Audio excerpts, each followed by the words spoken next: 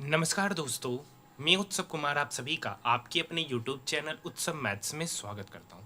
आज की वीडियो में मैं आप सभी स्टूडेंट के लिए RRB NTPC under graduate CBT 1 जिसका एग्जामिनेशन 12 अगस्त 2025 को फर्स्ट शिफ्ट में हुआ था, उसमें जीके के, मैथ के, रीजनिंग के जितने भी 100 प्रश्न पूछे गए उन सारे 100 प्रश्नों का सॉल्यूशन हम लोग इस वीडियो में देखने वाले।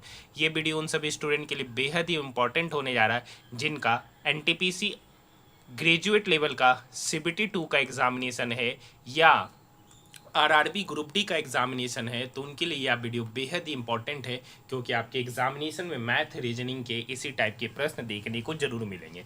देखिए, इस चैनल में मैंने अभी तक आप लोगों के लिए आरआरबी एनटीपीसी ग्रेजुएट लेवल जिसका एग्जामिनेशन 5 से 24 जून 2025 के बीच में हुआ था, उसके फुल पेपर का सोल्यूशन कराया है। जाकर आप देख सकते, प्लेलिस्ट बना दिया गया। RRB JE technician grade 3, ALP CBT 1 CBT 2 जिसका एग्जामिनेशन 2024-25 में हुआ, उन सारे पेपर का फुल पेपर का सॉल्यूशन कराया। सबका अलग अलग प्लेलिस्ट बना दिया गया है, जो नहीं देखे वो जाकर देख सकते हैं। अगर आपको हमारा वीडियो पसंद आए तो चैनल को सब्सक्राइब जरूर कीजिएगा, साथ ही साथ इस वीडियो को अपने दोस्तों के साथ ज़्यादा से ज़्यादा शेयर जरूर कीजिएगा। इसलिए कीजिएगा क्योंकि काफ़ी मेहनत के साथ आपके लिए रेलवे के जितने भी लेटेस्ट पैटर्न पे क्वेश्चन पूछेगा उन सारे प्रश्नों का सॉल्यूशन यहाँ पर आपको कराया जाता है, हाँ या ना। तो आइए, सबसे पहला क्वेश्चन आपके स्क्रीन के ऊपर ये रहा। क्या कर रखा है, किस भारतीय रिले टीम ने नेशनल रिले कॉर्नविल 2025 में 4x100 मीटर स्पर्धा में राष्ट्रीय रिकॉर्ड बनाया है? तो Gurinder Veer Singh, Animesh Kujur, Manikanta H, Amlan Borgohain. Option number 3। 1934 में हैरोल्ड सी उरे को डैश रसायन विज्ञान में नोबेल पुरस्कार से सम्मानित किया गया? तो 1924 में हैरोल्ड सी उरे को भारी हाइड्रोजन की खोज के लिए नोबेल पुरस्कार दिया गया था। Option number 2। फरवरी 2025 में नई दिल्ली में आयोजित IIAS DARPG इंडिया कॉन्फ्रेंस की थीम क्या थी? तो अगली पीढ़ी के प्रशासनिक सुधार, नागरिकों का सशक्त बनाना और अंतिम मील तक पहुंचाना। Option number first. Next question, स्वतंत्रता के बाद रियासतों को भारत में एकीकृत करने के लिए किस नेता ने अपनी सबसे महत्वपूर्ण भूमिका निभाई थी? तो Sardar Vallabh Bhai Patel. Option number 2। Next question, दिसंबर 2024 में रिकॉर्ड स्तर की भागीदारी के साथ हॉर्नबिल महोत्सव किस पूर्वोत्तर राज्य में आयोजित किया गया था? तो Nagaland. Option number 4। Next question, संविधान का आर्टिकल 6 निम्नलिखित में से किस क्षेत्र से भारत आए व्यक्तियों की नागरिकता से संबंधित है? तो पाकिस्तान। Option number first. किस अधिनियम ने पहली बार नागरिक और सैन्य प्राधिकरण के साथ भारत की गवर्नर जनरल का पद सृजित किया है? तो charter act 1833। Option number first. Next question, which level of government generally legislates on matters such as police, public health and agriculture in India? State legislature. ठीक है, ऑप्शन नंबर 4। निम्नलिखित में से कौन सा अनुच्छेद भारत के बाहर रहने वाले भारतीय मूल के व्यक्तियों की नागरिकता से संबंधित है? तो article 8। Option number 3। Next question, निम्नलिखित में से कौन सा देश भारत के साथ स्थलीय सीमा साझा नहीं करता है? तो श्रीलंका। ये समुद्री सीमा मतलब जल सीमा साझा करता है। Option number 3। Bharat UK FTA किस वर्ष तक पूरी तरह से लागू होने की उम्मीद है? तो Bharat UK FTA 2026। Option number 4। मई 2025 में निम्नलिखित में से किस भारतीय संगठन ने मल्टी इन्फ्लुएंस ग्राउंड माइन की युद्धक फायरिंग का सफलतापूर्वक संचालन किया है? तो रक्षा अनुसंधान एवं विकास संगठन और भारतीय नौसेना। Option number 4। 5 नवंबर 2025 को कौन सा महत्वपूर्ण सिख त्योहार है? तो गुरु नानक जयंती। Option number 2। स्वतंत्रता की पूर्व संध्या पर भारत में कार्यशील जनसंख्या का सबसे बड़ा भाग किस क्षेत्र में कार्य करता है? तो प्राथमिक क्षेत्र। Option number 4। उपनिवेशी आर्थिक नीतियों के तहत भारतीय हस्तशिल्प उद्योग में महत्वपूर्ण गिरावट आई। ब्रिटिश शासन के दौरान भारतीय हस्तशिल्प के पतन का एक प्रमुख कारण क्या था? मशीन निर्मित ब्रिटिश वस्तुओं का आगमन। Option number 3। निम्नलिखित में से कौन सा भारत के राष्ट्रपति का विवेकाधिकार है? जब किसी भी दल को स्पष्ट बहुमत ना हो तो प्रधानमंत्री की नियुक्ति करना। Option number 4। नेक्स्ट क्वेश्चन, निम्नलिखित में से कौन सी प्रशासनिक व्यवस्था पल्लव और पांड्य दोनों साम्राज्य में समान थी? तो ग्राम सभाओं को सभा और उर कहा जाता था। Option number 2। निम्नलिखित में से कौन सा भारत में 1856 में अधिनियमित कानून का उद्देश्य था? तो विधवा पुनर्विवाह को वैध करना। Option number 2। Next question, which economic system dominated India on the eve of independence? colonial agrarian economy। Option number 1। UNDP report 2025 में भारत का मानव विकास सूचकांक का मान कितना था? तो 0.685। Option number 4। किस राज्य सरकार ने ड्रोन संवर्धन एवं उपयोग निधि 2025 प्रस्तुत किया है? मध्य प्रदेश। Option number 4। सितंबर 2015 में न्यूयॉर्क में संयुक्त राष्ट्र सतत विकास शिखर सम्मेलन में कुल कितने सतत विकास लक्ष्य अपनाए गए हैं? तो 17। Option number 3। नेक्स्ट क्वेश्चन, भारतीय संविधान का आर्टिकल 323 बी संसद को कुछ विषयों से संबंधित मामलों के न्याय निर्णय हेतु न्यायाधिकरण स्थापित करने का अधिकार देता है। निम्नलिखित में से कौन सा विषय आर्टिकल 323 बी के अंतर्गत आता है? कराधान, विदेशी मुद्रा, भूमि सुधार आदि जैसे मामलों जिन्हें कानून द्वारा न्यायाधिकरणों को सौंपा जा सकता है। हाँ या ना? नेक्स्ट, खेलो इंडिया राइजिंग टैलेंट आइडेंटिफिकेशन के संक्षिप्त रूप कीर्ति के नाम से जानी जाने वाली सरकारी पहल का उद्घाटन किस वर्ष किया गया? तो 2024। Option number 3। Andre Marie Ampere ने अपनी महान कृति mathematical theory of electrodynamic phenomena deduced solely from experiments किस वर्ष प्रकाशित किया गया? 1827। Option number 2। नेक्स्ट क्वेश्चन, किस भारतीय अंतरिक्ष तकनीक स्टार्टअप ने गूगल के साथ मिलकर भारत का पहला निजी उपग्रह तारामंडल लॉन्च किया है? तो पिक्सल। Option number 3। 1991 के बाद के सुधार युग में मौद्रिक नीति कार्यान्वयन के लिए आरबीआई द्वारा मुख्य रूप से निम्नलिखित में से किस साधन का उपयोग किया जाता है? तो repo rate. Option number 3। Next question, Windows में कौन सा डेस्कटॉप एलिमेंट सिस्टम नोटिफिकेशन दिनांक एवं समय तथा बैकग्राउंड एप्स का स्टेटस प्रदर्शित करता है? तो नोटिफिकेशन एरिया। Option number 2। सरकार द्वारा शुरू की गई तथा वित्त वर्ष 2022 से 26 तक कार्यान्वित कौशल विकास योजना के किस संस्करण का उद्देश्य भारत में ग्रामीण युवाओं को मुफ्त प्रशिक्षण प्रदान करता है? तो प्रधानमंत्री कौशल विकास योजना 2.0। Option number 3। वैश्विक शासी निकाय WPA ने किस भारतीय शहर को 2025 पैरा एथलेटिक्स वर्ल्ड चैंपियनशिप का मेजबान घोषित किया है? तो नई दिल्ली। पानीपत का प्रथम युद्ध 1526 में लड़ा गया था, जिसने भारत में लोदी राजवंश को हटाकर मुगल शासन स्थापित किया। यह युद्ध इब्राहिम लोदी और बाबर के बीच लड़ा गया। Option number 4। Next question, Bharat के पूर्वी तटीय मैदान की विशेषता क्या है? तो व्यापक और जलोढ़ निक्षेपों से निर्मित। Option number 3। Next question, DMI और SP नीति 2025 में पेश किए गए मेल्ट एंड पोर पिघलाए और डाले नियम का उद्देश्य सरकारी वित्त पोषित परियोजनाओं में प्रयुक्त इस्पात पूरी तरह से भारत में निर्मित होना। Option number 2। नेक्स्ट क्या है? इम्पल्स आवेग is defined as product of force and time. Option number 4। Next question, Bharat सरकार की भाषिनी परियोजना का प्राथमिक लक्ष्य क्या है? तो भारतीय भाषाओं के बीच रियल टाइम अनुवाद के लिए एक बहुभाषी AI प्लेटफॉर्म बनाना। Option number 3। वर्ष 2025 में 25वां आईफा अवार्ड्स में किस फिल्म को सर्वश्रेष्ठ पिक्चर्स का पुरस्कार दिया गया है? लापता ladies. Option number 3। Next question, Mannar की खाड़ी निम्नलिखित में से किनके बीच है? तो भारत और श्रीलंका के बीच। Option number 3।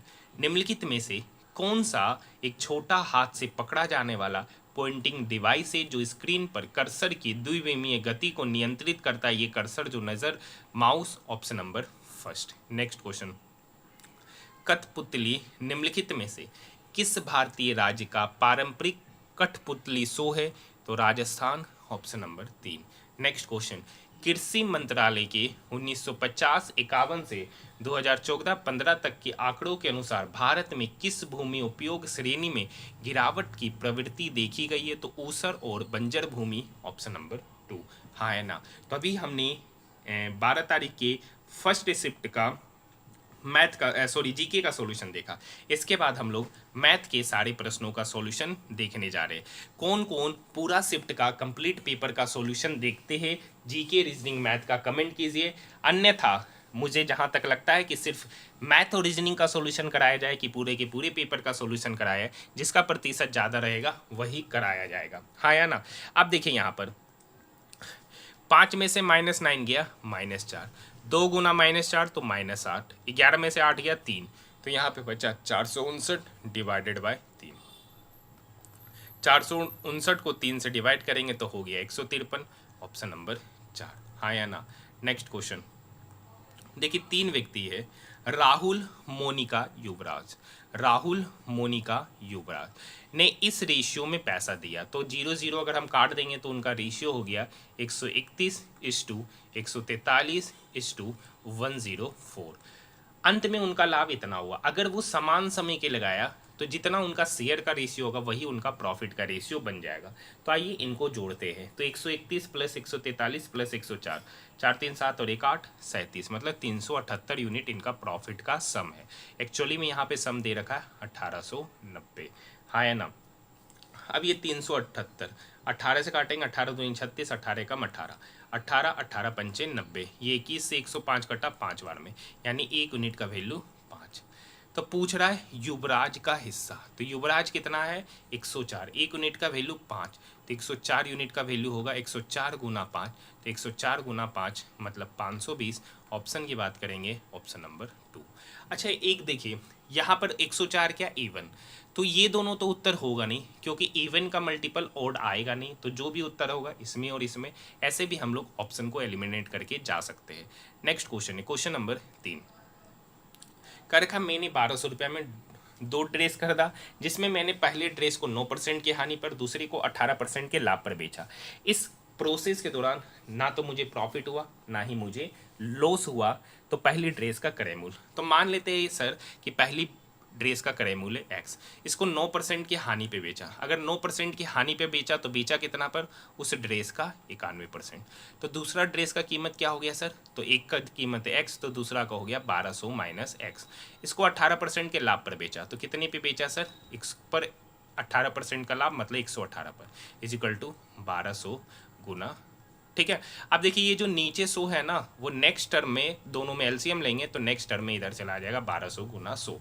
अब ओरली यहाँ पे बात कीजिएगा, देखिए x गुना -118, तो -118x, यहाँ पर 91x, तो -118 में से 91x जाएगा तो इधर हो गया -27x। हाँ या ना। इधर हो गया 1200 गुना 100, इधर है 1200 गुना 100।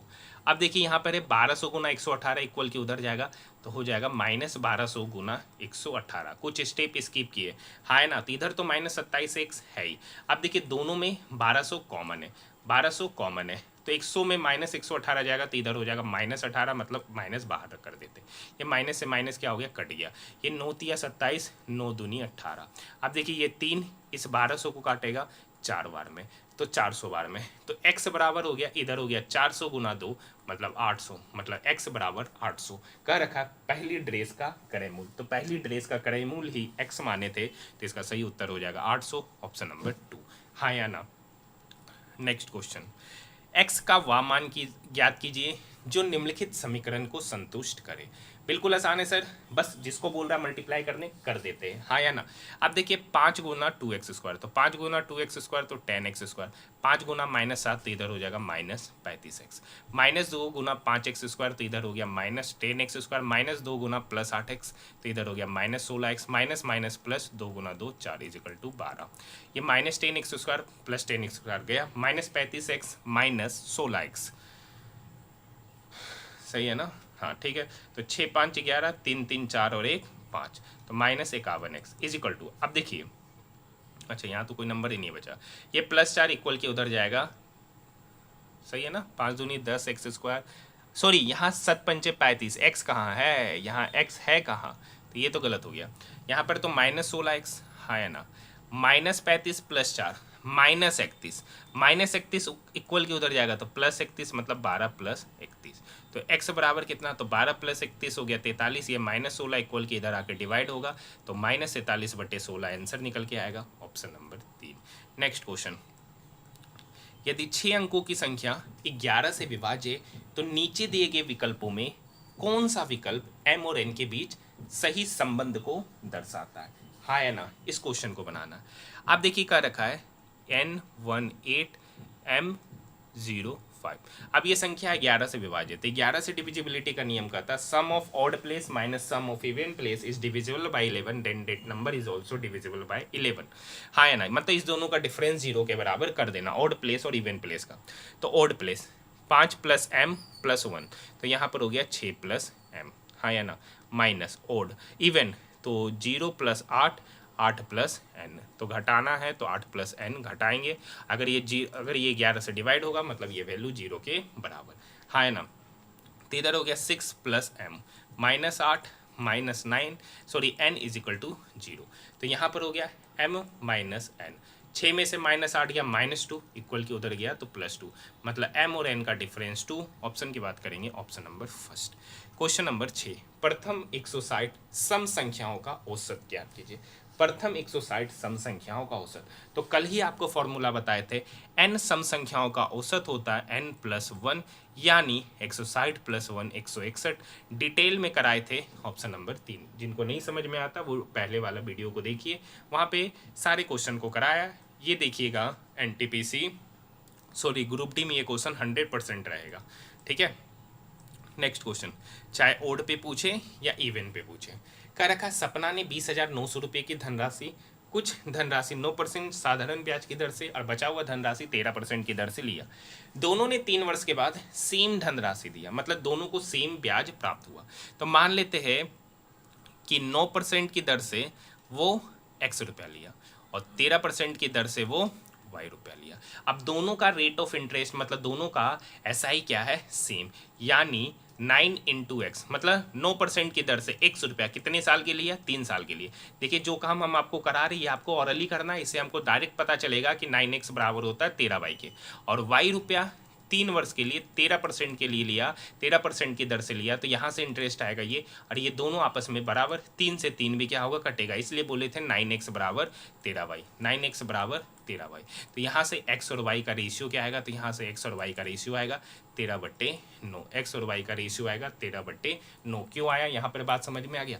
अब देखिए इस दोनों का सम कितना है, तो 13 + 9 हो गया 22 यूनिट, और ये 22 यूनिट का वैल्यू यहाँ पर दे रखा 20,900, हाँ या ना। ये 11 से कटा, 11 एकम 11, 9 11 नमा 99, ये 2 बचा यहाँ, अब ये 2 इसको काटेगा, 2 नमा 18, 1 2 पंचे 10, 950, तो 1 यूनिट का वैल्यू हो गया सर 950। आपसे पूछा 9%, तो 9% पर x रुपया लिया और x का मान यहाँ पर 13 है, तो 1 यूनिट का वैल्यू 950, तो 13 यूनिट का वैल्यू होगा 950 × 13, 950 × 13, मतलब उसका यूनिट डिजिट पे 0, ऑप्शन नंबर फर्स्ट, हाँ है ना। तो देखिए जब भी कह दे सिंपल इंटरेस्ट सेम है तो मतलब 9% x रुपया वो बराबर हो जाएगा 13% ऑफ y, तो वहाँ से दोनों धन का अनुपात निकल जाएगा, हाँ या ना। नेक्स्ट क्वेश्चन की ओर बढ़ रहे हैं। अब कह रखा है किसी कस्बे की जनसंख्या 12,500 है या 2 क्रमिक वर्षों में 52% और 30% बढ़ जाती है, लेकिन तीसरा वर्ष में 15% घट जाता है, तो तीसरे वर्ष के अंत में जनसंख्या, तो देखिए कस्बे की जनसंख्या 12,500। अब देखिए 52%, पहले 52% का फ्रैक्शन वैल्यू, 52% का फ्रैक्शन वैल्यू मतलब 52/100। अब देखिए 4 से कटा 13 बार में, 4 से कटा 25 बार में। अब चूंकि वृद्धि हुआ मतलब 25 का चीज़, 25 में 13 वृद्धि, मतलब कितना हो गया 38/25, हाँ है ना। इसी तरीके से 30% का वृद्धि हुआ, तो 30% का फ्रैक्शन वैल्यू होता है, 30% का वृद्धि हुआ तो 3/10, 10 में 3 बढ़ा तो हो कितना गया 13/10। नेक्स्ट, अब उसके बाद 15% घट जाता है, उसके बाद 15% घटा, तो 15% का फ्रैक्शन वैल्यू होता है 3/20, घटा मतलब 20 का चीज़ 17 हो गया, मतलब 17/20, हाँ या ना। 1 0 1 0 2 0 खत्म। यहाँ से नेक्स्ट कलम से काटते हैं। अब देखिए ये 25 पंचे 125, हाँ या ना। तो कस्बे की जनसंख्या पूछ रहा है, तो कस्बे की जनसंख्या पूछ रहा है। सही काम किया है ना सर? 25 13 17, ठीक है। हाँ एक बात और है, ये 2 बचा, ये 2 इस 38 को काटेगा 19 बार में। 19 गुना 5 95, और इधर हो गया 13 गुना 7। देखिए गुना नहीं करेंगे, गुना नहीं करेंगे, यूनिट डिजिट पे बात करेंगे, सबका यूनिट डिजिट अलग। तो 5 15 5 7 35, मतलब यूनिट डिजिट पे 5। एक ही ऑप्शन है जिसका यूनिट डिजिट पे 5, ऑप्शन नंबर फर्स्ट। बाकी देखिए कोट थीटा दे रखा है, कॉसेक थीटा आपसे पूछा जा रहा है। एक बात आपको पता होगा कि cosec square theta minus cot square theta is equal to 1, हाँ है ना। तो कॉसेक स्क्वायर थीटा बराबर क्या हो जाएगा, तो कॉसेक स्क्वायर थीटा ये minus cot square theta equal के उधर जाएगा, तो 1 प्लस कॉट स्क्वायर थीटा। अब कोट थीटा यहाँ पर x बटे वाई है, यानी 1 प्लस एक्स स्क्वायर बटे वाई स्क्वायर। एलसीएम लेंगे तो हो जाएगा x square plus Y square बटे वाई स्क्वायर। अब बताइए कॉसेक स्क्वायर थीटा का value x square plus Y square बटे वाई स्क्वायर है, तो कॉसेक थीटा क्या होगा, ये होगा square root under X square plus Y square बटे वाई स्क्वायर, है ना। Square root under X square plus Y square, तो X square plus Y square होगा बटे square root under Y square मतलब वाई, मतलब इसका सही मान हो जाएगा option number first. Question number 10, एक वर्ड प्रॉब्लम है। अब वर्ड प्रॉब्लम है, कर रखा निम्नलिखित में से कौन सा कथन सही है।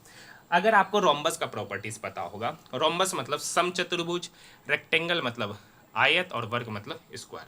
अब एक बात समझिए सर, सारा का सारा रोम्बस जो होता है ना, मतलब सॉरी सारा का सारा वर्ग रेक्टेंगल होता है, और सारा का सारा रेक्टेंगल, एक मिनट फिर सारा का सारा स्क्वायर जो होता है ना वो रोम्बस होता है। रोम्बस मतलब समचतुर्भुज, और सारा का सारा स्क्वायर जो होता है ना रेक्टेंगल होता है। कैसे बताते हैं, देखिए ऑल रोम्बस मतलब all square are rhombus if rhombus का प्रत्येक एंगल 90 के बराबर हो जाए तो वो रोम्बस स्क्वायर बन जाएगा, है या ना।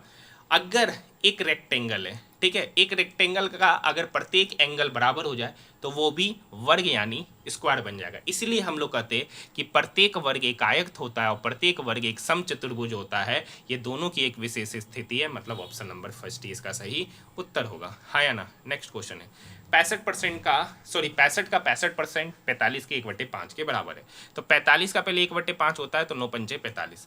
65 का 65%, तो परसेंटेज अगर यहाँ से हटाएंगे का मतलब गुना, तो 65 गुना 65/100, यानी 65 गुना 65 मतलब 65 का स्क्वायर। 65 का स्क्वायर होता है 7 42, मतलब 42 25, 100 से डिवाइड करेंगे तो 42.25 कर का 42.25 इससे कितना देंगे, तो इसमें से इसको घटाएंगे तो निकल के आएगा 33.25। ऑप्शन की बात करेंगे ऑप्शन नंबर 3, हाँ या ना। नेक्स्ट क्वेश्चन का रखा है, एक वस्तु के अंकित मूल्य पर x% की 2 क्रमिक छूट देने के बाद कुल छूट 18,000 रुपये, यदि वस्तु का अंकित मूल्य 50,000 है तो x का मान पूछा जा रहा है। देखिए दो सक्सेसिव डिस्काउंट दिया, तो पहले निकालते डिस्काउंट कितने का दिया, तो डिस्काउंट दिया है सर 18,000 का। कितने पे सर, तो 50,000 पे। कितने पे, 50,000 पे, तो 100 पर कितना। तो यहाँ से पहले 3 जीरो से 3 जीरो गया, ये 50 से 100 कटा 2 बार में, तो 18 गुना 2 मतलब 36%। मतलब ये 36% जो है ना सक्सेसिव डिस्काउंट है, 2 क्रमिक जो छूट दे रहा है उसका सक्सेसिव 36% है। अब बताइए किस दो सक्सेसिव का 36 आएगा, तो फॉर्मूला होता है x plus y minus x y बटे 100 होता है ना सर।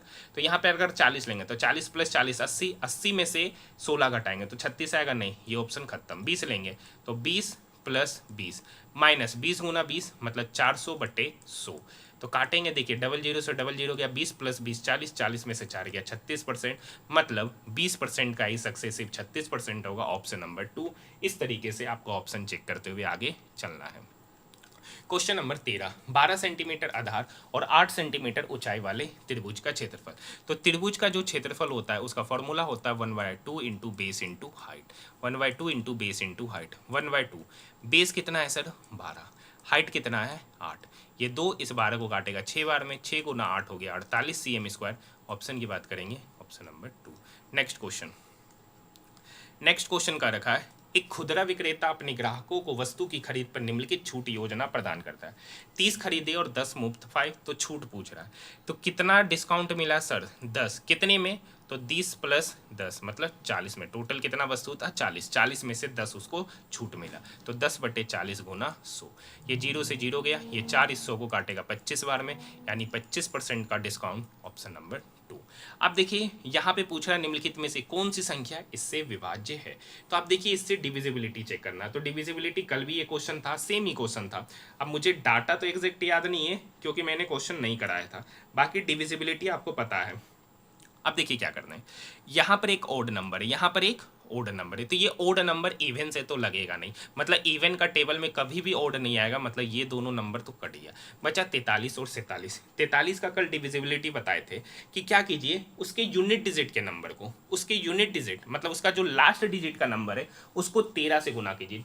ओसुलेटर का नियम, ये जो प्राइम नंबर वाला नंबर होता है ना, वो ओसुलेटर के नियम, उसका डिविजिबिलिटी मतलब इसका जो लास्ट वाला नंबर है उसको 13 से गुना कीजिए, और गुना करके जो आए उसको रिमेनिंग नंबर में घटा दीजिए, फिर भी ये बड़ा नंबर होगा। फिर जो नंबर आया उसके लास्ट वाले डिजिट को 13 से गुना कीजिए, फिर घटाइए।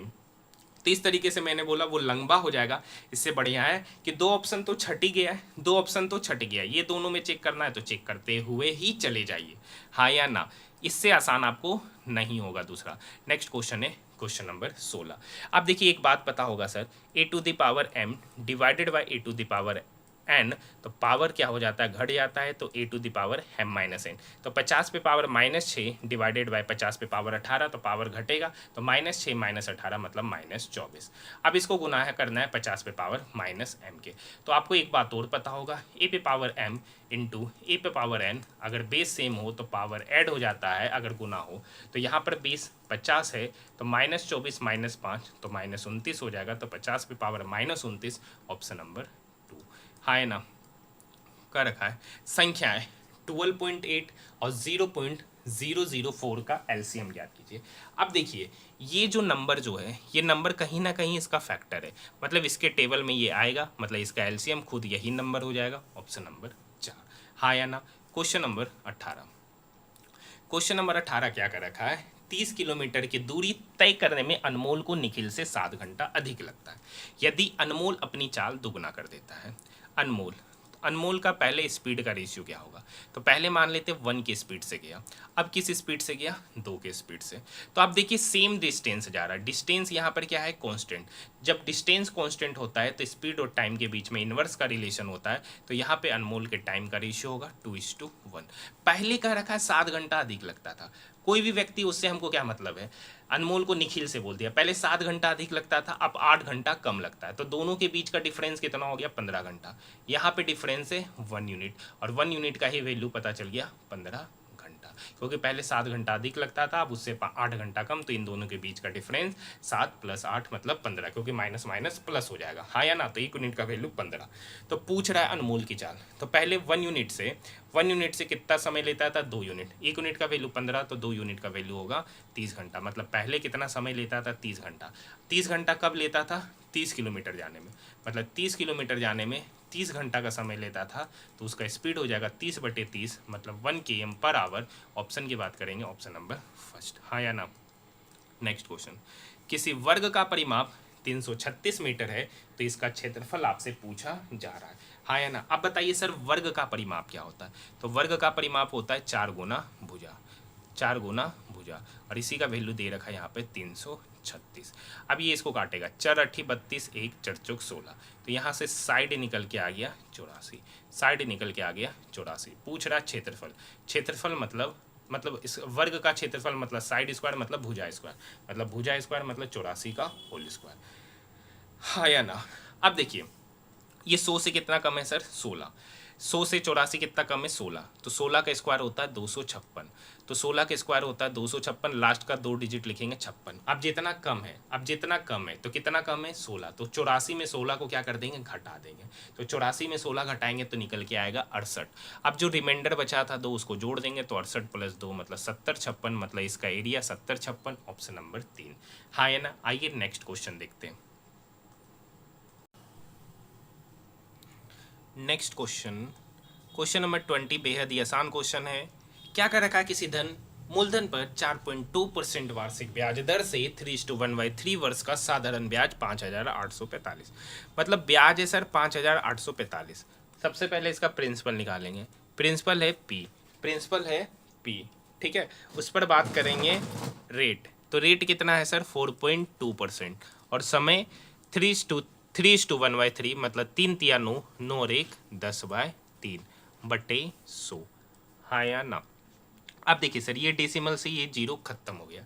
अब ये 3 इसको काटेगा, 14 तिया 42, हाँ या ना। अब आगे काटते हैं सर, ये 7 से कटेगा 2 बार में, ये 7 से कटा 7 8 56, 2 7 21, 3 7 5 35, ये 2 इस 100 को काटेगा 50 बार में, तो P बटे 50 बराबर 835, तो यहाँ से P बराबर होगा 835 गुना 50, हाँ है ना। तो यहाँ पे 0 25 25 का 5 बाकी 2 5 15 16 17 का 7 बाकी 1 8 पंचे 40 और 1 41, मतलब यहाँ पर प्रिंसिपल पता चल गया 41,750। अब इस 41,750 रुपया पे अगेन इस 41,750 रुपया प्रिंसिपल पता चल गया। अब सेम प्रिंसिपल पर 6.4% की दर से 12.5 साल, तो 12.5 साल मतलब 25/2 का मिश्र धन पूछ रहा है, तो पहले यहाँ से हमको ऐसा ही निकालना पड़ेगा। ये जीरो से ये डेसिमल खत्म, हाँ है ना। अब ये 25 इस 100 को काटेगा 4 बार में, 4 गुना 2 8, ये 8 इस 64 को काटेगा 8 बार में, तो 41 75 गुना 8, तो 8 पंचे 40 का 0 बाकी 4 8 7 56, 4 60 का 0 बाकी 6 8 6 14 का 4 बाकी 1 8 चौक 32 और 1 33, मतलब SI मतलब दूसर का SI इस 41,750 पर जो SI निकल के आया वो 33,400 पूछ रहा है अमाउंट। तो अमाउंट कितना होगा प्रिंसिपल, तो प्रिंसिपल कितना है 41,750, उस पर ब्याज कितना दिया 33,400, तो इस दोनों का सम कीजिएगा तो 75,150 रुपये अमाउंट निकल के आएगा 6.4% का 12.5 साल के लिए, हाँ या ना। नेक्स्ट क्वेश्चन देखिए, फिर से वही क्वेश्चन है। एक व्यापारी 57% लाभ पर सब्जी बेचने का दावा करता है, लेकिन बेईमानी से एक ऐसे बाट का इस्तेमाल करता है जिस पर उसका वजन 13% कम है। तो देखिए, मान लेते कि एक वस्तु का CPA 100 पर 57% प्रॉफिट मतलब 157 पर बेचने का दावा करता है, लेकिन वो 13% जब तोलता है तो 13% कम तोलता है। तो देखिए, जो कम वजन है उसको पहले लिखेंगे और जो ज़्यादा वजन है उसको बाद में। तो मान लेते हैं कि उसको तोलना चाहिए था 100 यूनिट, लेकिन उस 100 यूनिट में वो 100 यूनिट ना तोला, 13% कम तोला, तो तोला कितना 57। तो यहाँ से 100 से 100 कट गया। अब यहाँ पर हो गया 87 और यहाँ हो गया 157, हाँ या ना। ठीक है, तो 87 का चीज़ कितना हो गया 157, तो कितने का प्रॉफिट 15 में से 8 गया 7, 70 का प्रॉफिट कितने पे 87 पे, तो 100 पर कितना, हाँ या ना। अब देखिए, इसको डिवाइड करना है तो 7,000 बटे 87। अब ये 70 तो लगेगा नहीं, 700 है, कितने बार में जाएंगे लगभग 8 बार में, तो 8 7 56 का 6 बाकी 5 8 8 64 और 5 69, 10 में से 6 गया 4, 9 में से 9 गया 0, खत्म। अब देखिए, ये 0 क्या डिवीजन में पार्टिसिपेट किया नहीं, तो यहाँ पे बैठेगा 0, तो यहाँ पर आप डेसिमल लगाएंगे तो यहाँ पर आएगा 0, मतलब 80% के लगभग, और 80% के लगभग एक ही ऑप्शन है, ऑप्शन नंबर 2, हाँ या ना। क्वेश्चन नंबर 22 की मादिका पूछा है। क्वेश्चन नंबर 22 का मादिका निकालना बिल्कुल आसान है सर। जो भी डेटा दे रखा है सबसे पहले उसको इंक्रीजिंग ऑर्डर में सरियाते, लेकिन सरियाने से पहले टोटल डाटा गिन लेते, 1 2 3 4 5 6 7 8 9, मतलब यहाँ पर n क्या है 9, n मतलब 9, तो इसका कौन सा पद इसकी मादिका होगा, तो जब n ओड नंबर होता है तो n+1/2वां पद ही इसकी मादिका, तो 9 + 1 10, 10/2 मतलब इसका फिफ्थ पद ही इसकी मादिका होगा जब हम इसको इंक्रीजिंग ऑर्डर में सरियाएंगे। तो यहाँ पर अगर देखेंगे सबसे कम है 8, उसके बाद है 13, उसके बाद है 14, उसके बाद है 15, उसके बाद है 23, तो इसका 5वां पद हो गया 23, यही इसकी मादिका, ऑप्शन नंबर फर्स्ट। देखिए, ये सेम क्वेश्चन हर एक सेट में पूछा गया है, बस डाटा इसका क्या है कैलकुलेटिव, 18 21 16 का आपको एलसीएम लेना है, तरीके से लेना है, समय कम लगना चाहिए, बाकी ये हर एक सेट में क्वेश्चन पूछा गया है। इस क्वेश्चन को आप खुद बनाइए, हाँ या ना। और क्वेश्चन नंबर 30 का सॉल्यूशन आप लोग मुझे कमेंट सेक्शन में जरूर देखिएगा। देखिए, बहुत सारे स्टूडेंट हैं जो इस वीडियो को देखते हैं, उस संख्या में तो नहीं देख रहे जितना एनटीपीसी ग्रेजुएट लेवल का देखे थे, लेकिन जो भी देख रहे, जिसमें मात्र 2 ही व्यक्ति है जो हर प्रश्नों का जवाब देते, एक निखिल गुप्ता जी है और एक पुष्पेंद्र जी कह के है, वही 2 स्टूडेंट है जो क्वेश्चन को वीडियो में जो जो क्वेश्चन आपके लिए छोड़ा जाता है उसका जवाब देते हैं। तो सिर्फ 2 ही स्टूडेंट नहीं बनना है, ज़्यादा से ज़्यादा संख्या में लोगों को सारे सवालों का जवाब देना है जो भी मैं आपको बनाने के लिए बोलता हूँ। मैं वही क्वेश्चन बोलता हूँ आपको बनाने के लिए जो मैं आपको ऑलरेडी सिखा चुका हूँ, बार बार आपके एग्जामिनेशन में पूछता है। तो आज का मैथ का होमवर्क क्वेश्चन नंबर 23। देखिए क्वेश्चन नंबर 24, 12,300 को ABC के में बांटा गया। तो ए का 3 हिस्सा, ऐसे तो मैं डायरेक्टली लिखूंगा ABC। तो ए का 3 गुना मतलब उसका 1/3, बी का 6 गुना मतलब उसका 1/6 और सी का 2 गुना मतलब उसका 1/2। तो इसी का रेशियो लेंगे। अब देखिए ये कैसे आता वो समझाते। तो ए का 3 गुना मतलब 3A, बी का 6 गुना मतलब 6B, सी का 2 गुना। मान लेते ये तीनों नंबर किसी के बराबर है। तो 3A बराबर के, तो यहाँ से ए बराबर आएगा k/3। उसी तरीके से 6B बराबर के, तो यहाँ से b बराबर आएगा k/6। उसी तरीके से 2C बराबर के, तो यहाँ से c निकल के आएगा k/2। जब तीनों का रेशियो लेंगे तो k क्या होगा, कटेगा, तो फाइनली यही निकल के आएगा। अब यहाँ पे 1/3, 1/6 और 1/2 का रेशियो लेंगे। तो सबसे पहले इसको सिंपलेस्ट फॉर्म में कन्वर्ट करेंगे। तो 3, 6, 2 का एलसीएम होता है 6। तो इस पूरे के पूरे नंबर में हम क्या करेंगे, 6 से गुना कर देंगे, हाँ या ना। तो जब ये तो 6/3 तो ये हो जाएगा 2, 6/6 तो ये हो जाएगा 1 और 6/2 तो ये हो जाएगा 3। का रखा ए का हिस्सा। तो ए का हिस्सा कितना है सर, 2 यूनिट। मतलब 2 यूनिट का वैल्यू पूछ रहा है, 2 इवन है तो ये दोनों तो कभी होगा नहीं। तो यही दोनों में से कोई एक उत्तर होगा। ए का हिस्सा तो पहले सम करते हैं। तो 2 + 1 3, 3 + 3 6, 6 यूनिट का वैल्यू यहाँ पर दे रखा है 12,300। तो 1 यूनिट का वैल्यू 2 यूनिट का निकालना है, क्योंकि ए कितना है सर, ए देखिए 2 यूनिट है, 6 यूनिट का वैल्यू इतना। तो 6 से अगर हमको 2 जाना है तो 3 से डिवाइड करेंगे। तो इधर 3 से डिवाइड करेंगे, 3 चौक 12, 3 एकम 3, 4100। मतलब ए का हिस्सा 4100, ऑप्शन नंबर 3। कर रखा है एक संख्या दे रखा है और कर रखा है किससे विभाज्य। सबसे पहले देखिए ये संख्या ओड नंबर है। तो ये संख्या ओड है तो इवन से तो लगेगा नहीं, ये दोनों तो खत्म। अब देखिए कोई संख्या 15 से तभी लगेगा जब वो 3 और 5 दोनों से लगे। 5 से डिविजिबिलिटी का नियम कहता है कि उसका यूनिट डिजिट पे 0 और 5 आना चाहिए। क्या इसका यूनिट डिजिट पे 0 और 5 है? नहीं। तो ये संख्या 5 से लगेगा। जब 5 से नहीं लगेगा तो 15 से लगा नहीं। ऐसे ही पता चल गया कि ये संख्या 3 से लगेगा, मतलब 7 से लगेगा। ऑप्शन नंबर 3, क्योंकि सारा ऑप्शन एलिमिनेट हो गया, एक ही बचा है। तो ऑप्शन नंबर 3 ही इसका उत्तर हो जाएगा। कल भी ये क्वेश्चन नंबर 26 बताए, 3 वर्ष पहले पिता की आयु उसके पुत्र की आयु से के दोगुनी से 21 वर्ष अधिक है। तो मान लेते हैं कि 3 वर्ष पहले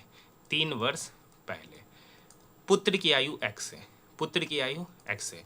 तो पिता की आयु कर रखा है, पिता की आयु पुत्र की आयु के 2 गुना, पुत्र की आयु के 2 गुने से 21 वर्ष अधिक। ये तो 3 वर्ष पहले। तो वर्तमान में आयु क्या होगा? तो वर्तमान में जाने के लिए तो 3 जोड़ेंगे। तो 2x + 21 में 3 जोड़ेंगे तो 2x + 21 में 3 जोड़े तो 2x + 24 और x में 3 जोड़ेंगे तो x + 3। तो क्या रखा, अब से कितने वर्ष बाद पिता की आयु पुत्र की आयु का दोगुना। तो मान लेते हैं कि m वर्ष बाद, मान लेते हैं कि m वर्ष बाद पुत्र की जो आयु होगी, पिता की जो आयु होगी वो पुत्र की आयु का दोगुना होगा, हाँ या ना। तो बस इसी इक्वेशन को सॉल्व करना है। 2x + 24 + m = 2x + 3 गुना 2 6 + 2m, हाँ ना। तो ये 2x से 2x गया, ये m 2m की तरफ गया तो 2m - m, ये 6 24 की तरफ गया तो 24 - 6 मतलब 18, मतलब m = 18, मतलब 18 वर्ष बाद पिता की आयु पुत्र की आयु का दोगुना हो जाएगा, हाँ या ना। नेक्स्ट क्वेश्चन नंबर 27 तो बता ही चुके हैं। अगर आप देखिएगा 35:72, 35:72 पहले तरीके से लिख दे क्या। देखिए यहाँ पर है 35/72 कॉमा 50/60, तो 50/60 का रेशियो लीजिएगा तो 5/60, 37/76, हाँ या ना, और 43/65।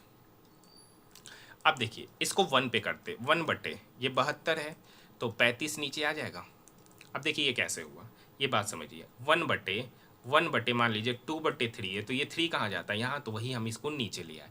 उसी तरीके से 1/6/5 इसको लिख सकते हैं, 1/76/37 इसको लिख सकते हैं, कॉमा 1/65/43 इसको लिख सकते हैं। अब बट्टे आइए यहाँ पे 1/72/35 मतलब 2 पॉइंट समथिंग के नियरेस्ट, कॉमा 1/6/5 मतलब 1 पॉइंट समथिंग के नियरेस्ट, 1/76/37 मतलब 37 दूनी 74 मतलब 2 के लगभग, हाँ या ना।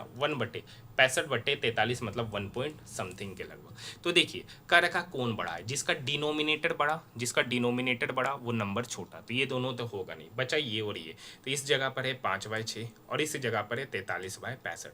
तो यहाँ पर देखिए डिफरेंस 1 का है, यहाँ पे डिफरेंस ज़्यादा है, यहाँ पे डिफरेंस लगभग 22 का है। तो डिफरेंस यहाँ ज़्यादा है मतलब ये नंबर छोटा है, यहाँ डिफरेंस कम है मतलब ये नंबर बड़ा है। तो 5/6 की जगह एक्चुअल नंबर था 50/60, मतलब ये इसका पूछ रहा है कौन सा अनुपात सबसे बड़ा, तो सही उत्तर हो जाएगा ऑप्शन नंबर 2। देखिए क्वेश्चन नंबर 28 एक बेहतरीन क्वेश्चन, पहले भी करा चुके हैं, ठीक है, 5 स्टार क्वेश्चन है।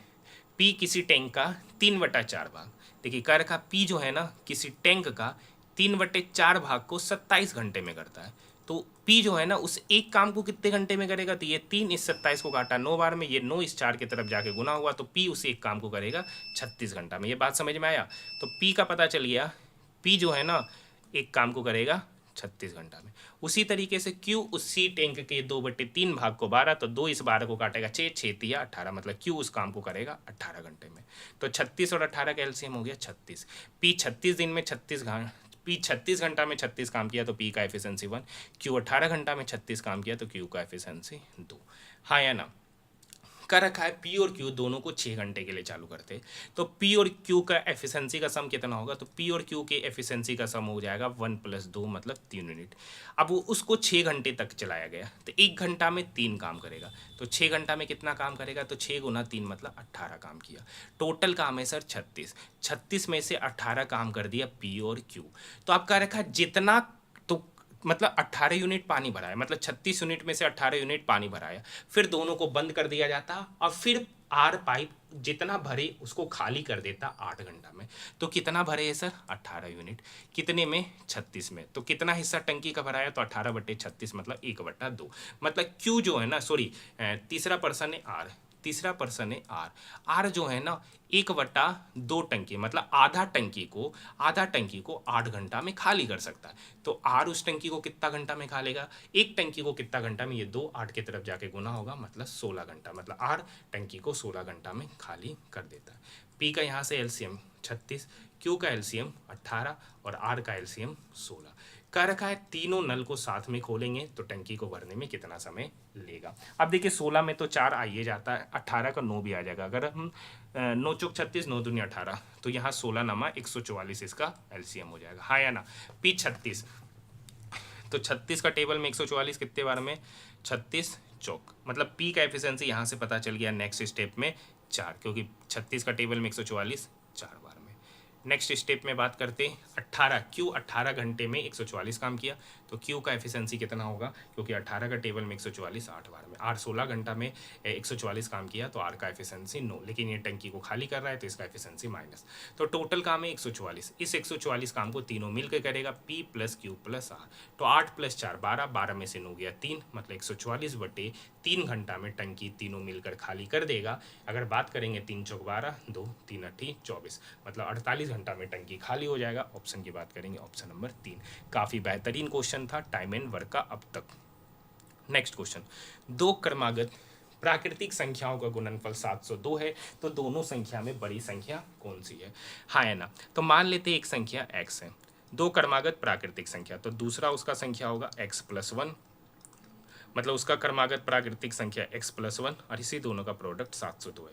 तो कह रखा दोनों में से बड़ी संख्या, तो ऑप्शन से चलते, तो मान लेते कि अगर इसकी दोनों में से बड़ी संख्या, तो मान लेते अगर बड़ी संख्या 27 है तो उससे एक छोटा संख्या, अगर ये x + 1 है तो उसके पहले होगा 26, तो 26 × 27, तो 26 तक 676 में 26 जोड़ेंगे तो 702 हो जाएगा। यही इसका उत्तर, ऑप्शन नंबर फर्स्ट, आगे जाने की आवश्यकता नहीं है। नेक्स्ट क्वेश्चन, एक व्यक्ति 99 किलोमीटर पर आवर की चाल से 1.2 मिनट में पार करता है, तो पुल की लंबाई मीटर में। तो देखिए डिस्टेंस बराबर होता है स्पीड इनटू टाइम, ये स्पीड किलोमीटर पर आवर है तो मीटर पर सेकंड में कन्वर्ट करने के लिए 5/18 से गुना करेंगे, इनटू 1.2 मिनट लगता है, तो ये मिनट में है तो इसको सेकंड में कन्वर्ट करने के लिए 60 से डिवाइड करेंगे तो डिस्टेंस हो गया मीटर में। हाँ ना, ये डेसिमल से ये 0 क्या हो गया, कट गया। अब ये 6 इस 18 को 3 बार में, ये 3 इस 12 को 4 बार में, तो 5 × 20, 20 × 99, तो 20 × 99 हो जाएगा 1980 metre, option number 4, option number 4। तो अभी तक हमने 12 अगस्त फर्स्ट शिफ्ट का जीके और मैथ का सॉल्यूशन देख लिया। अब हम लोग रीजनिंग के सॉल्यूशन की ओर बढ़ रहे। कौन कौन स्टूडेंट ऐसे हैं जिन्होंने पूरा वीडियो देखा है, चाहे मैथ हो, रीजनिंग हो, जीके हो, कमेंट सेक्शन में कमेंट कीजिएगा। जो सिर्फ मैथ देखने के लिए आते हैं वो मैथ के बारे में कमेंट कीजिएगा, जो सिर्फ जीके देखने के लिए आते हैं तो जीके के बारे में कमेंट कीजिएगा। देखिए काफ़ी मेहनत से ये वीडियो को लेकर मैं आप सभी स्टूडेंट के लिए आता हूँ, ठीक है। तो कम से कम चैनल को सब्सक्राइब जरूर कीजिएगा। बाकी बात आपको पता है कि मैं आरआरबी एनटीपीसी ग्रेजुएट लेवल का भी फुल पेपर का सॉल्यूशन कराया, एनटीपीसी अंडर ग्रेजुएट का चल रहा है, एएलपी का भी मैंने फुल पेपर का सॉल्यूशन कराया है, आरआरबी जेई का कराया है, टेक्नीशियन का कराया है। सारे के सारे पेपर जो रेलवे ने 2024-25 में पूछे गए सारे पेपर का मैंने सॉल्यूशन कराया, पूरे के पूरे पेपर का। तो कम से कम चैनल को सब्सक्राइब जरूर कीजिएगा। और इसलिए सब्सक्राइब कीजिएगा, अगर आप जाके सर्च करिएगा तो सबसे पहले मैंने आपको मैथ, रीजनिंग, जी के पूरे पेपर का सॉल्यूशन कराया, आप जाकर देख सकते, हाँ या ना। अब देखिए कर रखा है यहाँ पर, देखिए इस दोनों का प्रोडक्ट 38 गुना 12, 38 गुना 12 करके देख लीजिए। 12 अट्ठे 96 का 6, बाकी 9, 12 3 36, 9 45, मतलब इस दोनों का प्रोडक्ट ही ये है। यहाँ भी सेम कीजिएगा, इस दोनों का प्रोडक्ट ही ये है। तो ये सेम पैटर्न आपको ऑप्शन नंबर 2 में नजर आ रहा है, 38 गुना 8। तो 88 64 का 4, बाकी 6, 38 24 6 30, मतलब 304, ऑप्शन नंबर 2, हाँ है ना। नेक्स्ट क्वेश्चन है क्वेश्चन नंबर 2। अब इस कहानी को करते क्रिएट। कर रखा है ए एस का पुत्र है, ए जो है ना एस का पुत्र है, ए एस का पुत्र है। आगे डी एफ की पुत्री है, नहीं पता। एफ जी का पिता है, नहीं पता। हाँ यहाँ जी ए की बहन है, मतलब जी जो है ना ए की बहन है। अब जी के बारे में कह रखा है जी एफ का पिता है, नहीं एफ जो है ना जी का पिता है, मतलब एफ जी का पिता है। तो ये पिता हो गई सर, तो ये तो माता हो गई क्योंकि ये उसकी पुत्री है, हाँ या ना। यहाँ तक बात समझ में आया। आगे जी ए की बहन है। अब कह रखा है आगे डी एफ की पुत्री है, मतलब डी जो है ना एफ की भी पुत्री है, एफ की पुत्री है, मतलब ये दोनों आपस में क्या हो गए, भाई बहन, भाई बहन। आगे ए का विवाह क्यू से हुआ, ए का विवाह किससे हुआ, क्यू से, ए का विवाह क्यू से, मतलब ये इनकी क्या कहलाई, पत्नी। डब्लू ए का पुत्र है, डब्लू जो है ना ए का पुत्र है। तो पूछ रहा एस का डी से संबंध, एस का डी से संबंध, ये इनके पिता, ये इनकी पत्नी, तो ये इनकी कौन हो गई, माता, ऑप्शन नंबर 2, मतलब एस जो हो गई डी की माता, ऑप्शन नंबर 2। नेक्स्ट क्वेश्चन कर रखा प्रत्येक अंक को बाएं से दाएं आरोही क्रम, आरोही क्रम मतलब इंक्रीजिंग ऑर्डर में सरियाना है। इंक्रीजिंग ऑर्डर मतलब जो डाटा दे रखा है उसको इंक्रीजिंग ऑर्डर में सरियाइए। तो पहले नंबर है 8 9 3 4 6 1 2, इंक्रीजिंग ऑर्डर में तो 1 2 3 4 5 तो है नहीं, 6 8 9। कर रखा बाएं से दूसरा, तो बाएं से दूसरा पे है 2 और दाएं से दूसरा पे 8, तो इस दोनों के अंकों का योग तो 8 + 2 10, ऑप्शन नंबर 3। यहाँ तक बात समझ में आई। कर रखा है यदि श्रृंखला में सभी प्रतीक को हटा दिया जाए तो दाएं से छठा, सभी प्रतीक को हटा देने बोल रहा है, जितना भी प्रतीक है ना सबको हटा देने बोल रहा है, तो दाएं से छठा। तो आइए करते हैं खाली नंबर, मतलब 1 2 3 4 5 6, तो दाएं से छठा 9, ऑप्शन नंबर 3। यहाँ ये क्वेश्चन नंबर 5। क्वेश्चन नंबर 5, तो देखिए 3 से 13 जाने में 10 जोड़े, 13 से 28 जाने में 15 जोड़े, 28 से 48 जाने में 20 जोड़े, मतलब 10 15 20, तो अगली बार जोड़ेंगे 25, तो 48 में 25 से जोड़ेंगे तो हो गया 73, तो वाट के स्थान पे 73, ऑप्शन नंबर फर्स्ट। देखिए क्वेश्चन नंबर 6 आसान क्वेश्चन होता, बोडमास रूल पे बनने वाला आसान क्वेश्चन, जैसे जैसे साइन बोलता वैसे वैसे करते चले जाइए, हाँ या ना। ये क्वेश्चन देखिए यहाँ पर है 90 90 91 95 104, हाँ है ना। तो 90 से 90 0 बढ़ा, 90 से 91 1 बढ़ा, 91 से 95 4 बढ़ा, 95 से 104 9 बढ़ा। तो आप देखिए ये कहीं ना कहीं 1 का स्क्वायर है 4, 2 का स्क्वायर है 9, 3 का स्क्वायर और 0 0 का स्क्वायर है, तो अब बार 4 का स्क्वायर, तो 4 का स्क्वायर मतलब 16, तो 104 में 16 जोड़ेंगे तो 120, ऑप्शन नंबर 2।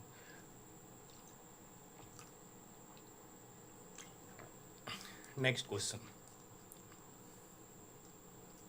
नेक्स्ट क्वेश्चन है सभी कार बस है, सभी कार बस है और कुछ कार ट्रक है, कुछ कार ट्रक है, तो कुछ ट्रक कार है, कुछ ट्रक कार है, हाँ सर ये बात सही है। कुछ बसें कार है, हाँ सर ये वाला हिस्सा देख सकते हैं, कुछ बस कार है, ये भी सही है, दोनों निष्कर्ष सही है 1 और 2, ऑप्शन नंबर 2। देखिए इस टाइप के बहुत क्वेश्चन आपको करा चुके हैं, इस टाइप के बहुत क्वेश्चन आपको करा चुके, आप ट्राई कीजिए। देखिए यहाँ पर आर से एफ डिफरेंस ज़्यादा है तो उससे बढ़िया दूसरा लॉजिक सोचते हैं। देखिए यहाँ ई है, इसका तीसरा, तो यहाँ एफ है। यहाँ देखिए आई है तो यहाँ जे है, मतलब इसका तीसरा इसका चौथा एक बढ़ रहा है, तो यहाँ वाई है, तो आंसर के लास्ट में जेड होगा। आंसर के लास्ट में जेड एक ही है, ऑप्शन नंबर फर्स्ट। इस तरीके से भी हम लोग सोच सकते हैं। बाकी आपको सोचना है कैसे करना है। देख सकते हैं पूरा का पूरा पेपर का सॉल्यूशन सबसे पहले करा रहा हूँ और सारे के सारे क्वेश्चन का सॉल्यूशन कराया। ऐसा नहीं है कि क्वेश्चन स्किप करते हुए चल रहे, वही क्वेश्चन स्किप कर रहे जो मैंने ऑलरेडी आपको बता दिया। आपको सिखाना है, आपसे बनवाना है, इसीलिए उसको मैं आपको देता हूँ। ए आर एस, तो ए आर एस में एस ए आर कॉमन है, उसके लिए डिजिट 9725, तो 925, तो एस ए आर के लिए 925, तो आई यहाँ है, तो 925 एस ए आर के लिए, तो आई के लिए हो गया 7, ऑप्शन नंबर 2। हाँ या ना। यहाँ देखिए भी डब्ल्यू एक्स वाई, तो उसके बाद Z, E F G H के बाद आई, तो जेड के बाद आई, एक ही option, option number 4। Next question देखिए, फिर आ गया क्वेश्चन नंबर 12।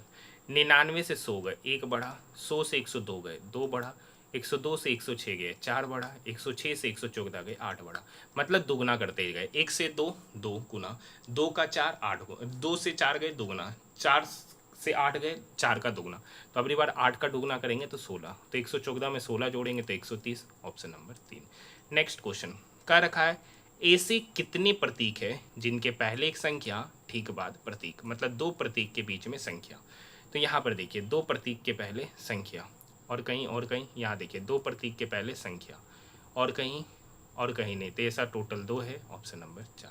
नेक्स्ट क्वेश्चन है क्वेश्चन नंबर 14। 7 बॉक्स है, 7 बॉक्स है जो एक के ऊपर एक रखा गया। आइए 1 2 3 4 5 6 7।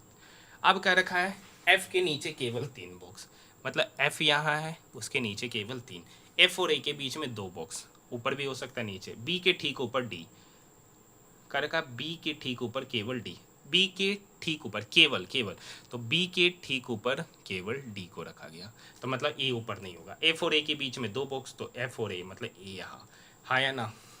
सी को जी के नीचे, क्या रखा है, सी को जी के नीचे किसी स्थान पर और ई के ऊपर किसी स्थान पर रखा गया है, तो बी और एफ, बी यहाँ है, एफ यहाँ है, तो इसके बीच में टोटल कितना बॉक्स, एक बॉक्स, जी, ऑप्शन नंबर 2। क्वेश्चन नंबर 15 का सॉल्यूशन नहीं कराते, आसान क्वेश्चन होता है। अब देखिए इतना लंबा क्वेश्चन है, पढ़ना पड़ेगा आपको, कराना पड़ेगा, तो समझ लीजिए ऐसे जैसे जैसे बोलता है करते चले जाइए। इस टाइप के क्वेश्चन कैसे बनता वो मैंने भलो सिखा दिया शुरुआत के वीडियो में, क्योंकि शुरुआत का जो भी शिफ्ट का हर एक सेट का मैं पहला सेट का पूरा पेपर का सॉल्यूशन कराता हूँ। ऐसा नहीं है कि स्किप करते हुए चलते, पहला पूरा कराते, उसके बाद रीजनिंग के 2 टाइप के क्वेश्चन को स्किप करते। इस टाइप के क्वेश्चन में कहता है 3 में सिमिलरिटी होता है, 1 में नहीं, जो 1 में नहीं है वही इस क्वेश्चन का सही उत्तर होगा। देखिए एच से N, H I J K L M N, छठा पोजीशन, सी से I C D E F G H I, छठा पोजीशन, बी से जी सी डी ई एफ जी, पांचवा पोजीशन, ई से के छठा पोजीशन, सब छठा पोजीशन, यही पांचवा है, यही असंगत, ऑप्शन नंबर 3। नेक्स्ट क्वेश्चन है 7 बॉक्स है, फिर से आ गया 7 बॉक्स वाला आपका क्वेश्चन। इस बार जो है ना 7 बॉक्स वाला ज़्यादा है, ये एक के ऊपर एक रखा गया, 1 2 3 4 5 6 7, क्योंकि गोलमेज सम्मेलन का अभी तक उतना क्वेश्चन नहीं मिल रहा है, लेकिन 7 बॉक्स वर्टिकली रखवा रहा है ये ज़्यादा बार। भी और एक्स के बीच में 2 बॉक्स कहाँ है, नहीं बोल सकते। एफ के ऊपर डब्लू, एफ यहाँ है तो एफ के ऊपर डब्लू, एक्स के नीचे कोई बॉक्स नहीं, मतलब एक्स सबसे नीचे। आप क्या रखा, भी और एक्स के बीच में 2, 1 2, मतलब भी यहाँ पर। आप क्या रखा, ई को जी के नीचे किसी स्थान पर, ई यहाँ है तो जी के नीचे किसी स्थान पर और यू के ऊपर किसी स्थान पर, मतलब यही पैटर्न बनेगा। तो क्या रखा, यू के ऊपर तीसरा, तो यू यहाँ है तो यू के ऊपर तीसरा, तो पहला दूसरा तीसरा, तो यू के ऊपर तीसरा स्थान पे जी, ऑप्शन नंबर 2, हाँ या ना। क्वेश्चन नंबर 18 देखिए, क्या रखा है, सी पहला दूसरा तीसरा, तो पहला दूसरा तीसरा नहीं, पहला दूसरा तीसरा नहीं, एच एस पहला, एस दूसरा, एस तीसरा, तो यही इसका सही उत्तर।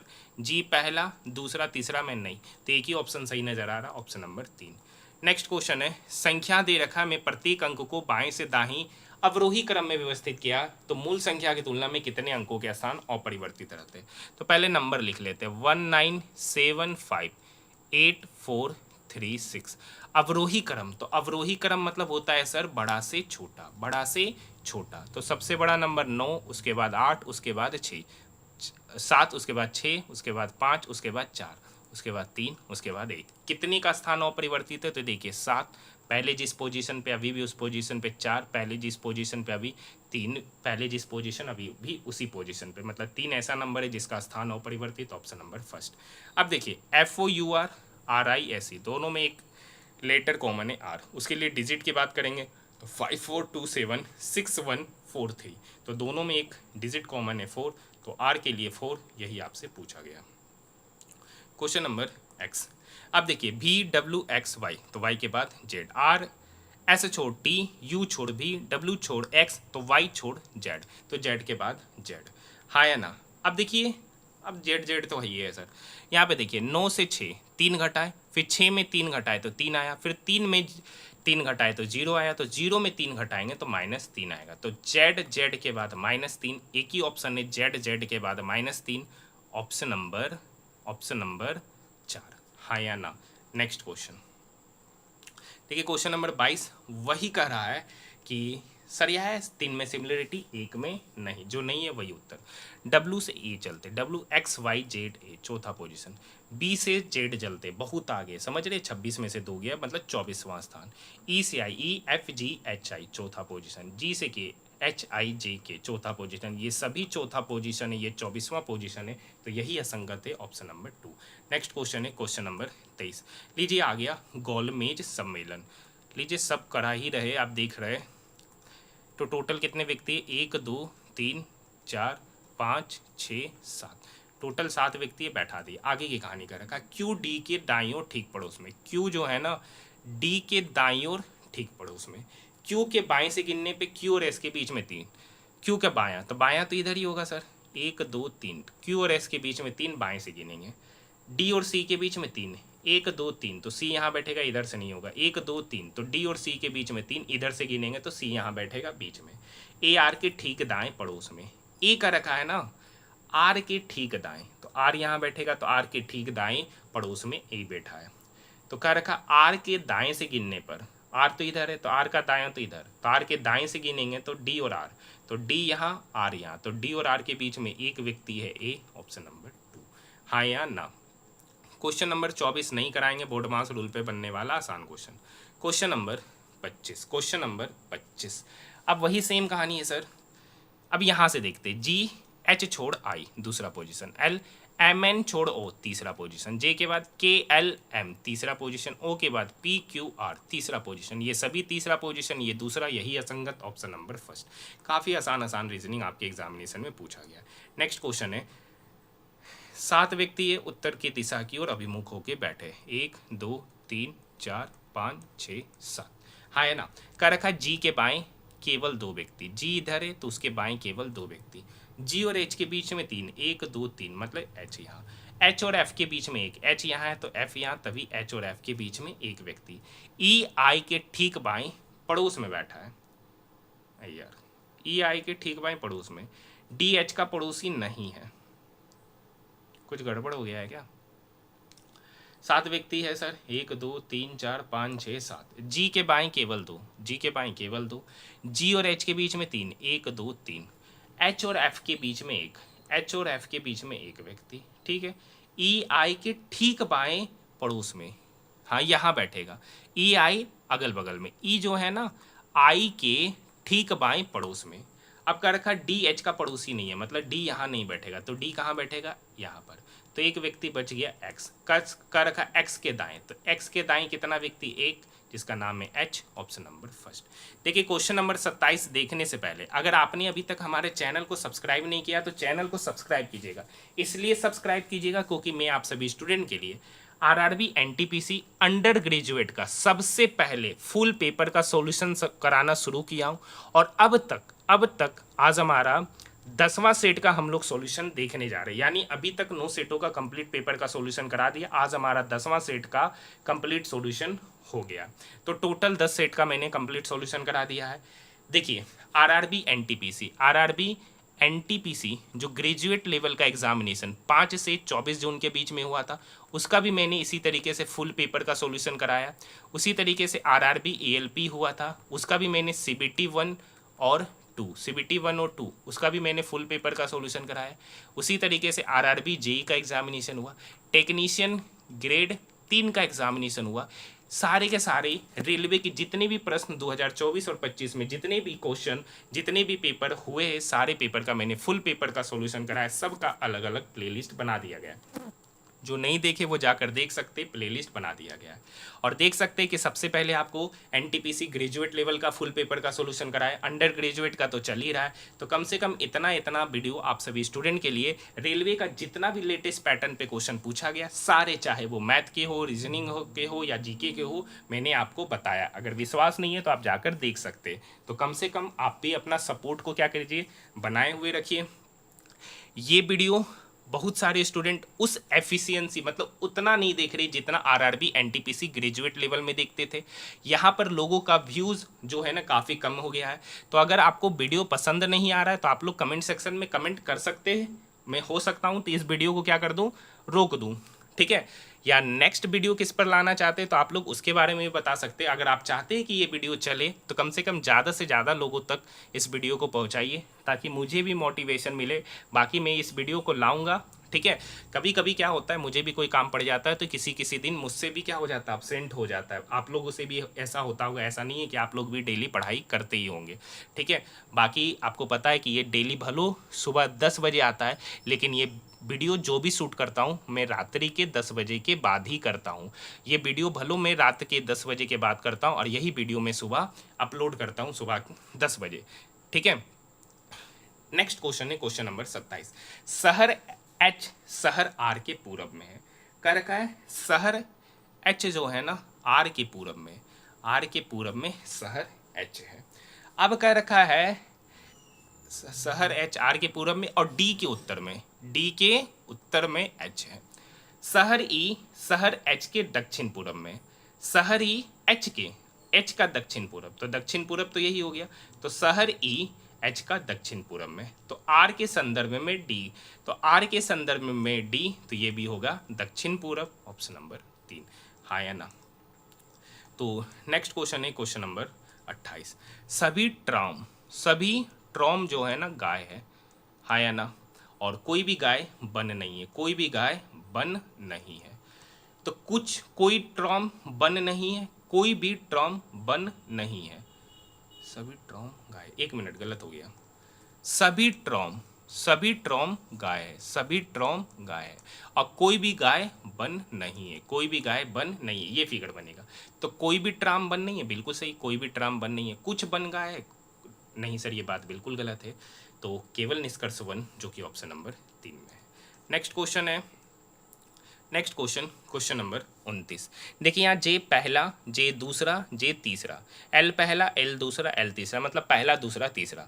तो यहाँ देखिए बी पहला दूसरा तीसरा, नहीं ये खत्म। एफ पहला, एफ दूसरा, एफ तीसरा, ये है हो सकता है। एम पहला, एम दूसरा, नहीं ये खत्म।